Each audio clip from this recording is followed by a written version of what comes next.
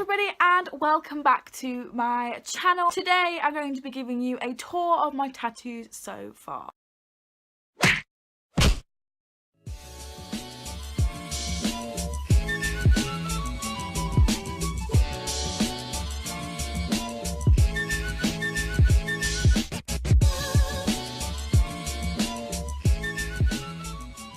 Seen Emma Books do this. It was actually one of the first ever videos I discovered of one of my favourite booktubers, and I had decided to do the same thing because I now have 5 tattoos in total, and I decided to do this every 5 or so tattoos. So I'm just going to be giving you a rundown of all the tattoos that I have so far, as well as the meanings of them and some overlays with the placements. I'm going to try and not spend as much time talking about them. We're going to try and get through them quite quickly because there's 5 of them that I need to talk about, so let's just get the fuck on with it, shall we? So the first tattoo that I have on my body, actually I got for my 18th birthday. This is the first ever tattoo that I got.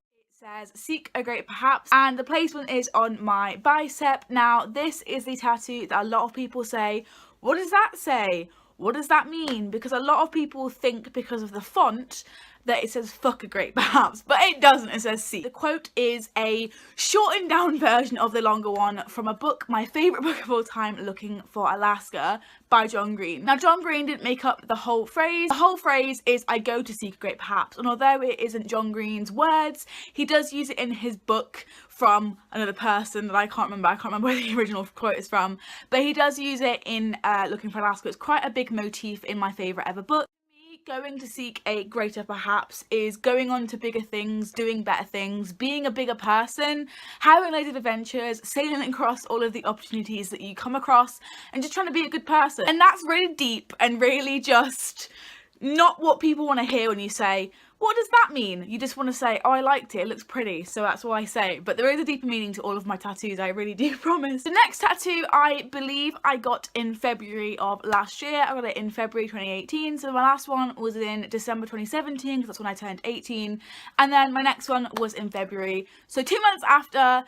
I'd only been 18 for 2 months and I'd already had 2 tattoos. My next tattoo is the sun and the moon, which is on my, I think the tattoo artist described it as upper wrist. I just think the sun and the moon is such a good poetic concept that I even put it in my own book.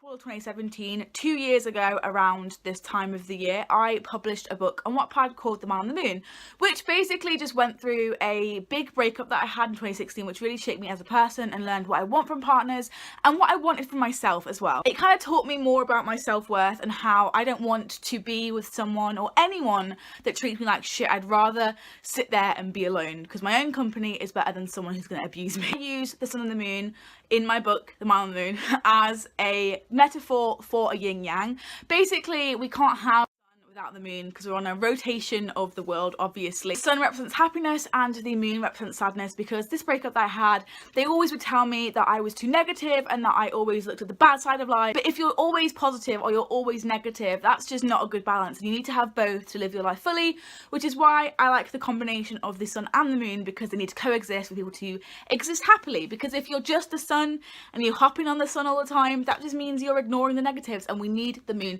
to appreciate the sun more. So that's the reasoning behind the sun and the moon. I will leave my full metaphor in the description box below, and also a link to my book if you want to go and view it.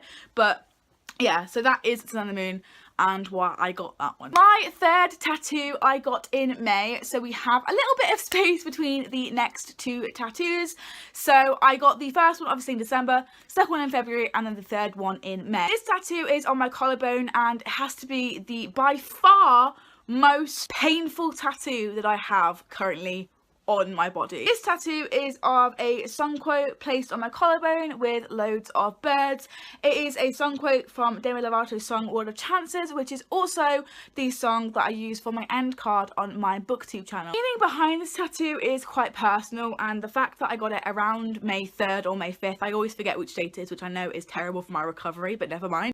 in honor of being, I think it was 3 years at the time, 3 years clean from self-harm and suicidal thoughts, because you've got a face for a smile, you know, just kind of makes me think that, you know, you've got a face for a smile. Smile more. You need to smile and take every opportunity to laugh and make others laugh, because that's what we're put on this earth for.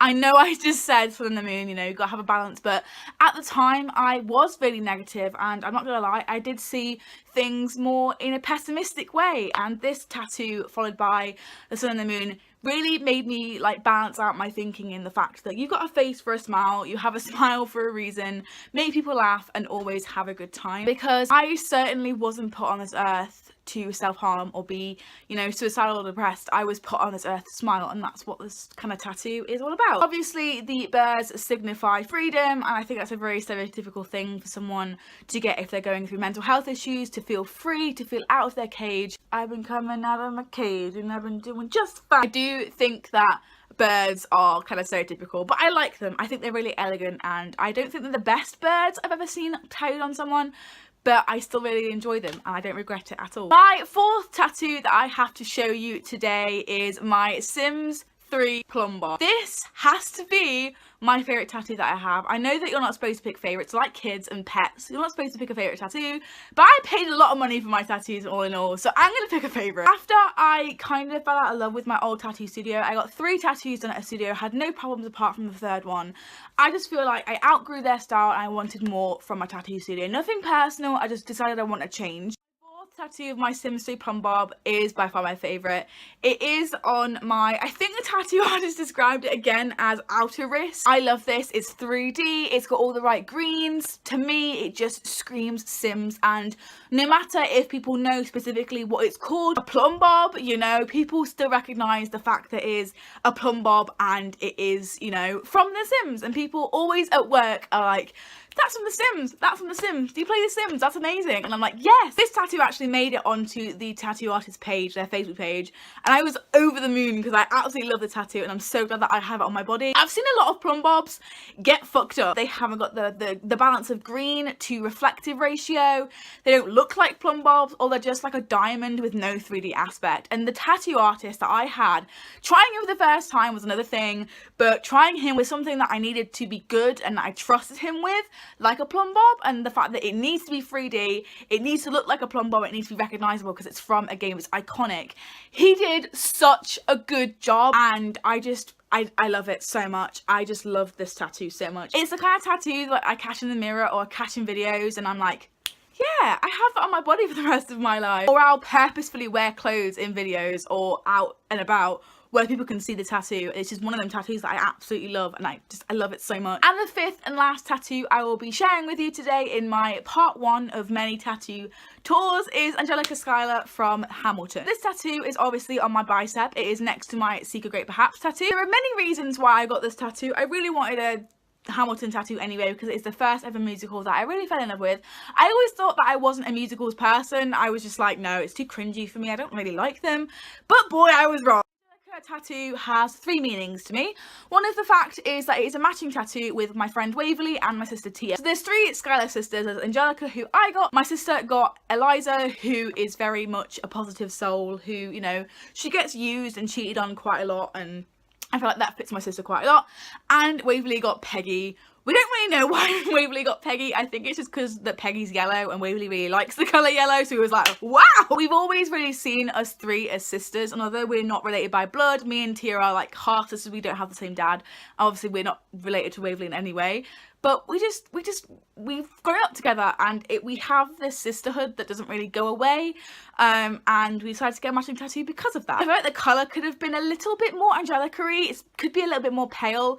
It's more milkshake than like pale pastel pink, but I'm really happy with it. The second meaning that Angelica has for me is the fact that she is a revolutionary girl. She says she doesn't want a revelation, she wants a revolution, and I just love Angelica so much. One of my favourites, if not my favourite Hamilton song, is Satisfied, which is Angelica's solo song about her feelings for Mr. Hamilton. She has an estranged relationship with her father, so do I, and she says that she's the oldest and her father doesn't have a son and she's the oldest, so she has to grind like she's a man, and I just love her. She's a feminist icon. And the third meaning is the fact that Hamilton was the first ever musical that I really got into and really liked and really proved myself wrong with.